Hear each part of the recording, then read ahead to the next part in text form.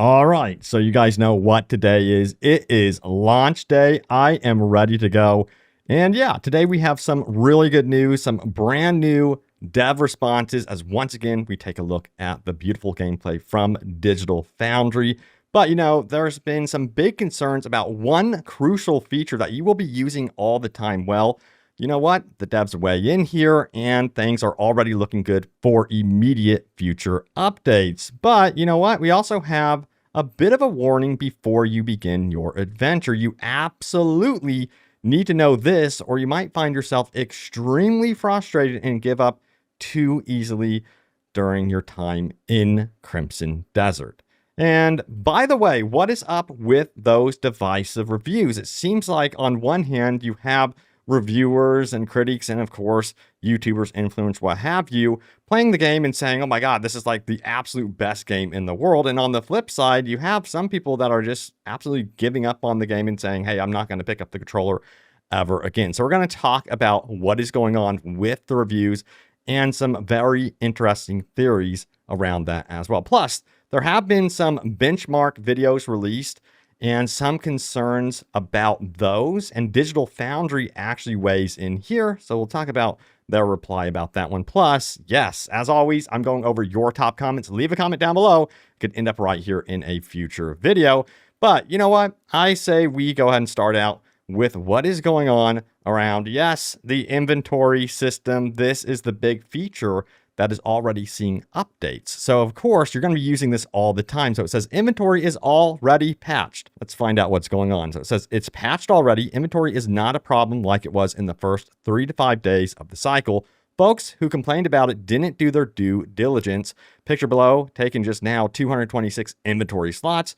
They're adding even more. This isn't a problem, folks. Don't base your opinion on this item. You'll never experience it. Thanks for coming to my TED Talk. So that is great news to hear that they're already updating things in regards to by far some of the biggest issues with the game, even before launch. We've heard time and time again, inventory was frustrating for a lot of people, but I know a lot of you guys are wondering, hey, Robbie, what about storage? Yeah, inventory, I've heard you could upgrade it. It becomes less of an issue once you start hitting later into the game, even the end game. But yeah, storage is another big issue, and we've heard that there is no storage at all. So is there truth to that? Is there no stash or anything like that? Well, check it out right here. It is actually true. However, Luke Stevens talked about it in his Crimson Desert review that he was told by the devs that they were working on adding a storage system, but wouldn't be ready till after launch. Good news. I said to you guys previously that I really do not believe that they would leave us abandoned like that and have no type of stash or storage system, considering that also in their previous game, Black Desert Online, they do have full-blown storage systems. So yeah, of course, they're going to be adding it into the game down the road. Now, it is really, really strange. I will say this much. That's not in the game right out the gates. You would think that would be a thing. So hopefully they can get this in there very, very quickly, because I know a lot of you guys just want to be able to offload stuff, of course. And I think we are definitely going to want to see updates to the inventory system, even beyond just space. I think that is also an issue that was highlighted in several reviews. But you know what? Mentioning reviews, we got to talk about those. Why have they been so divisive? So if we head on over here, we can see that we are sitting at a 78. If you can see it, there it is, boom. 78 overall rating, at least on PC right now. We'll see what the console version does tell us, of course. But, the ratings are kind of all over the place. It's interesting. For the most part, it is definitely positive. We have a couple of perfect scores here, as you can see.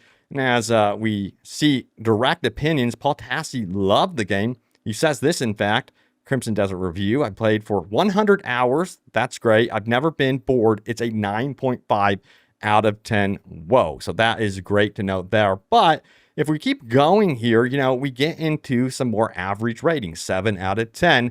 Can't wait for Dune Part 3, by the way. Just mentioned, I see that ad right there. But yeah, 7 out of 10. GameSpot, the same thing. Insider Gaming. And ultimately, yeah, at the bottom here, we have a 5 out of 10 and even a 4.5 out of 10. So why is it so divisive and all over the place? Yeah, again, like opinions are subjective. But if we head on over here and we see one of the reviews that said this, after 20 hours, Crimson Desert's massive open world hasn't shown me a single interesting thing. Really, not a single interesting thing. That kind of cracks me up because if you keep scrolling down in this review, you find this right here. Check it out. This looks really cool. It's like a literal int basically from, like Lord of the Rings, which is one of my favorite franchises. So that looks very interesting to me. You're already showing me stuff that I personally love. So I have a very hard time believing that there's not one interesting thing that they discovered during their entire time with the game. Now, I did want to discuss something else. A bit of a warning for you guys before you head into Crimson Desert. And I really think you guys need to take to this and understand that the first part of the game could be a little bit rough and the pacing might be, interesting. So check this out. We have Jake Baldino who says this: Crimson Desert starts rough. I honestly dislike the first 8 hours. He doesn't say 1 hour or 2 hours. He says 8 hours, which is a pretty big chunk of time, of course. But there is a caveat here. Once it opens up, and you get more power plus abilities, it's a ton of fun. So many gameplay systems, but they don't feel cynical or half-baked. Great to note. I wish there was a better story, but combat exploration hooked me. Now I'm kind of bummed about the story thing. I had a feeling this was going to happen. We've been warned. Also, he continues on saying this: Crimson Desert makes questionable decisions and does some strange, frustrating stuff, but it doesn't hold your hand while still enabling fun player experimentation. That was the fun factor for me. Know what you're getting into first, but you might end up loving it. So yeah, just kind of like understand as you go through the first 8 hours, that chunk of gameplay, it might be a little bit rough, especially learning all the systems on top of what they are calling somewhat convoluted control systems. So I think what has happened here, and from what I'm understanding from like reviewers, previewers, and all the YouTubers and stuff that have played the game, is that they have really front-loaded this game with a ton of systems. They're going to continue to throw stuff at you during that first 8 to 10 hours of your experience. So it acts kind of like as one ginormous tutorial, and then they unleash you kind of into the open world experience. So this one is going to take some patience from what I understand. That is really, really important to know. And then I found another take here, which I think is very, very interesting. And I think a lot of you guys might actually agree with this. So check it out. Seems like this sums up what people are crying about versus the reality of this. And this comes from Fightin' Cowboy. He did a review, of course, of Crimson Desert. And he left this comment right here, which I'm going to read over for you guys right now. So check it out. He goes on to say this: I'll tell you all outright that this will be divisive as hell because it requires you to commit. There's no easy paths forward, no free boss fights. You're going to struggle learning controls at first, getting upgrades, getting stat points. But for those that dive deep, it truly is one of the most rewarding games I've played. And I love that assessment, So I really like the idea of discovery and exploration. Now, he goes on to say this: I never expected the Metacritic score to be high because, frankly, it's anti-traditional media reviewer. I saw people in the review Discord complaining about boss fights. Meanwhile, they had 26 skill points to my 78, and they were trying to blast through the game. So you got to remember with these type of reviews, you have your embargo day and you're kind of like rushing to get through everything. You're hoping to get through the main story. What do you choose next? Do you go and experiment with the mercenary base camp, or do you check out the side activities? It can be extremely overwhelming. But from what I'm hearing, considering that a lot of these reviewers had like less skill points and weren't really kind of like focusing on that part of the game, they might have been trying just to blast through the game, which from what I'm hearing is not the way to play this game. Here's the thing. You will find yourself in situations in Crimson Desert where you kind of hit this wall. You're fighting against bosses that might be way too tough for you. And at this point, you're going to have to remember, hey, I shouldn't just power through. I need to back off and then return to this boss. But it seems like a lot of playtesters and perhaps like these reviewers didn't have that mindset and found themselves really kind of like struggling, which is an interesting idea for sure that was happening, which I believe it, you know. The same thing with Elden Ring. If you just try to power through certain parts of Elden Ring or the Souls games, you're going to really, really struggle. Now, this continues onward saying this. Reviewers that spent 2 weeks in review feeling rushed to reach an ending will absolutely resent it. Meanwhile, I spent my 2 weeks enjoying the hell out of the game at my own pace, going on adventures, solving puzzles, and upgrading my dude to become a god in combat. This is a very central focus, is making sure you do that. This is the kind of game you'll see streamers playing for 6 months straight, still discovering new shit and having a blast. But people that approach it as, I need to review this, rather than for the love of the game, we're never going to enjoy it. If you're the type of player that wants that big-ass adventure that you get completely lost in, you will absolutely find it here, which I'm down for. That sounds perfect for me. I can't wait. So yeah, what do you guys take from that? Of course, comment there from Fighting Cowboy. I really feel like there are some really important points too. I've been to events myself, preview events, had review copies, and there's always this kind of like in the back of your mind sometimes, I gotta complete the game, I gotta finish it so that I can have a complete review or what have you, and that's definitely not the approach to take. Now, before you head into the game, there's also something else that you need to be aware of, and there are these benchmark videos that are out and about on YouTube right now. So starts here with this topic, benchmark videos, which ultimately link us to this right here from Geralt Benchmarks.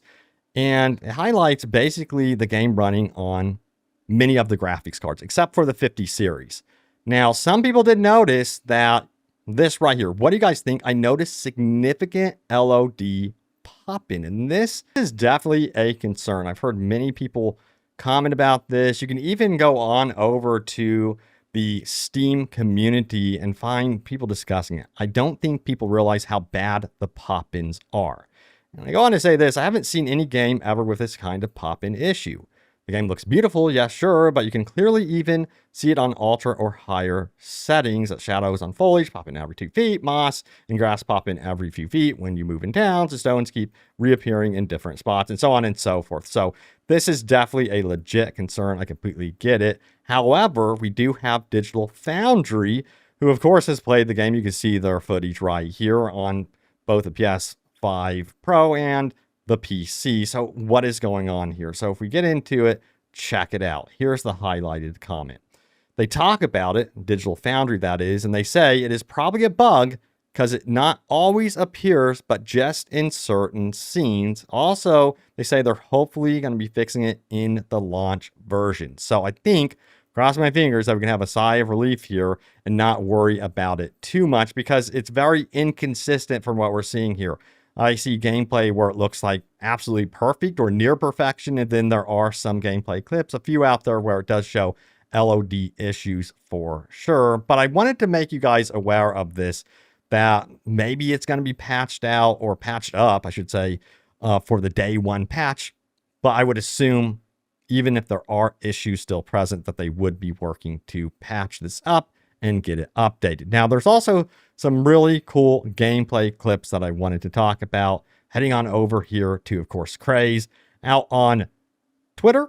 He says this: you can stack the powers of 5 to 6 weapons on a single build in Crimson Desert, and let's just say the results are crazy. This looks absolutely nuts. I didn't know this was possible. And yeah, kudos to him for the footage. You can find the link to this in that description below, but this looks absolutely wild. When I saw this, I got so hyped, and I cannot wait to hop into this game and really build out my character. It looks like you can go absolutely crazy with your character. But yes, you know what I'm looking at right now? I am looking at your top comments. So be sure to leave a comment down below. It could end up in a future video, but I say we take a look and see what you guys had to say more recently. Starting out with this one right here, looks similar to every other RPG. And he's quoting, of course, some critic opinions about Crimson Desert. This video, by the way, was the updated early reviews and impressions. And thank you guys for watching it, by the way.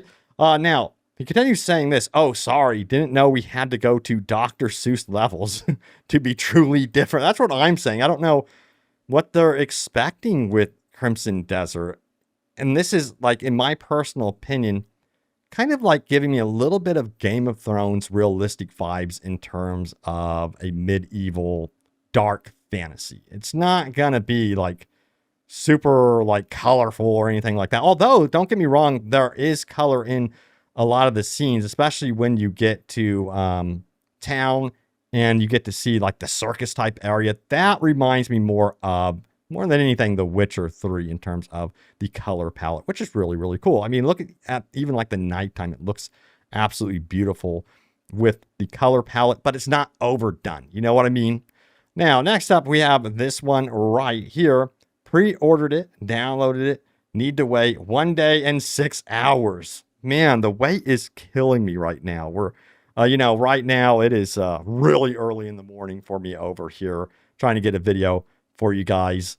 It's like 3 a.m. But even still, it feels like it's so long away. I mean, the moment this releases, I am going to be all over it.